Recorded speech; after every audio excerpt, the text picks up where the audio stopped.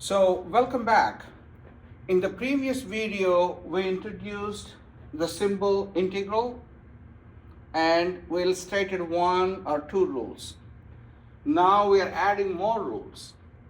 As a matter of fact, we talked about this in the previous video too. Integral of k dx, k is a constant, is kx plus c. And if you have a power of x, and that power is not -1, then the integral is given by this formula, x to the power of n plus 1 divided by n plus 1 plus constant c. The exception is you cannot have n to be -1, because if n is -1, this will be 0 and it's undefined. The next rule, we talked about these two in the previous video. The next rule is constant multiple rule. That means if you have a function inside, it is multiplied by a constant, you could pull the constant outside and integrate the function. This is similar to constant multiple rule for derivatives. Likewise, you have sum rule for integrals, just like sum rule for derivatives. If you have sum of two functions, you try to integrate the first function f of x plus the derivative of the second function g of x. No, sorry, the integral of the first function plus the integral of the second function. The difference rule, if you have difference of two functions, you do likewise. Integral of the first function minus integral of the second function. These are some rules that allow you to integrate more complicated functions. Okay? So let me illustrate this by means of an example. So here is an example of a function that I want to integrate. So integrate x cubed plus 5 square root of x dx. Let's start with a very simple example. Okay, so my function is x cubed plus 5 times square root of x dx. So you may have to apply these rules sometimes, one rule or a combination of several rules, to be able to evaluate an integral like this. So first thing is, if you notice that inside it's not just one term, there are two terms and a plus in between. That should tell you you got to apply the sum rule, because you have two functions. This is your f of x and this is your g of x. So I need to apply this. So how do I apply this? You try to integrate each one separately. Therefore, by sum rule, I'm going to write the rule here that I'm using.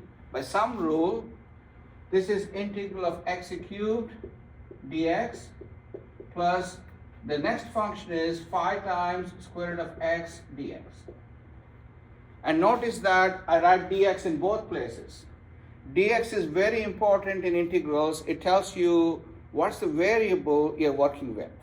In this case, the variable you're working with is x. That's why it's very important to have this dx and the symbol integral. Okay. Now, I look at these rules and see which one I can apply. I have x to the power of n.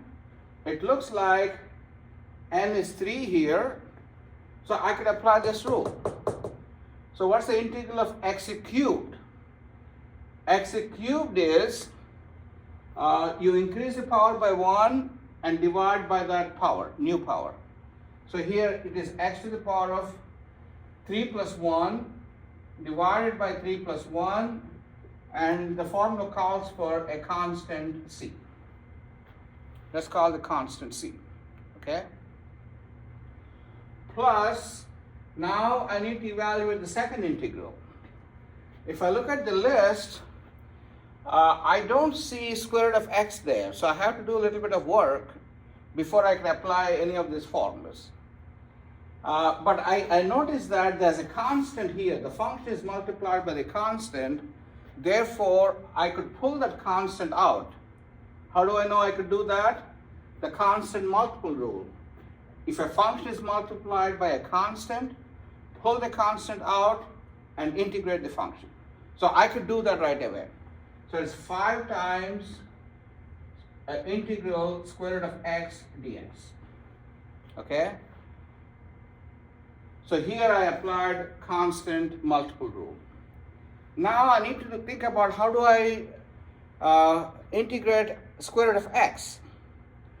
My formula is only power of x. But we know that square root of x is same as x to the power of 1/2. So I'm going to write one more step here. So this is x to the power of 4 divided by 4 plus a constant comes from this integral plus 5 times, write this integral as x to the power of 1/2 dx. Notice that square root of x is same as x to the power of 1/2. Now I'm going to apply this power rule again. The power rule says as long as the power is not -1, in this case half, you apply the formula. So increase the power by 1 and divide by whatever number you have up there. So let's massage this. Let's try to compute this. It's x to the power of 4 by 4 plus constant plus 5 times, what's the integral of x to the power of 1/2? X to the power of 1/2 is x to the power of 1/2 plus 1 divided by 1/2 plus 1 plus a constant, another constant. Maybe I could call that as C1 because I already called a constant C here. And I'll make a comment about the constants at the end. So we got rid of the integral and we evaluated it by using, again, the power rule. Therefore, your answer is,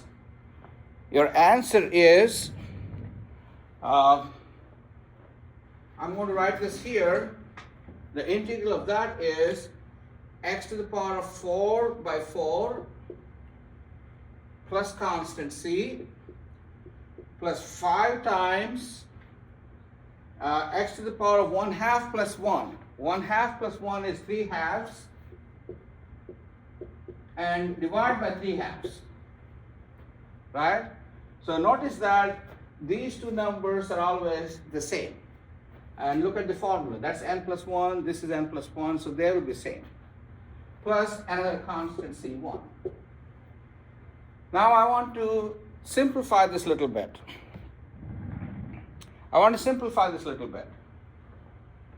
So this is same as x to the power of 4 plus constant, and I'm dividing by 3/2, that means multiply with 2/3.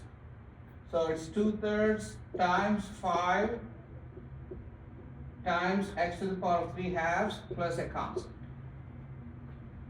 Okay? So if I do this, it's x to the power of 4 over 4 plus c plus 10 over 3.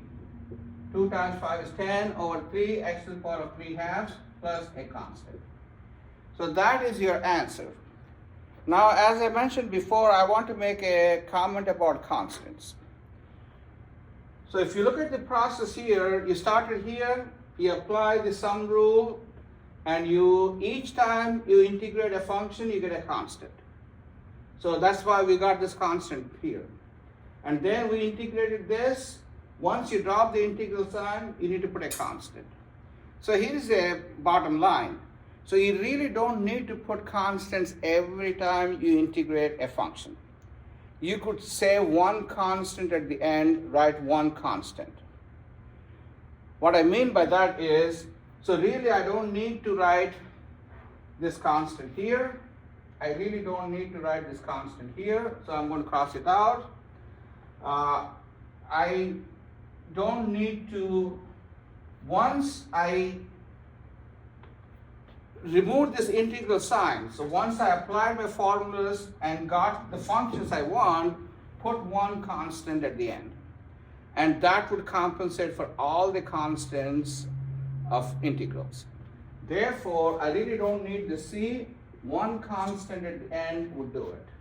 So I really don't need this. Therefore, what you need to do is try to evaluate the integrals, and you don't have to put constant every time you evaluate an indefinite integral. At the end, once you're done with all the integrals, you put a constant. And so you're reminding yourself there is a constant, but I'm going to put that constant at the end, one constant. So that is your, without the C, this is your answer. X to the power of 4 over 4 plus 10/3, x to the power of 3/2 plus constant C1. As if you're adding these two, we are calling that as a new constant. I hope you understood this, and we're going to talk about more problems in a future video. Thank you.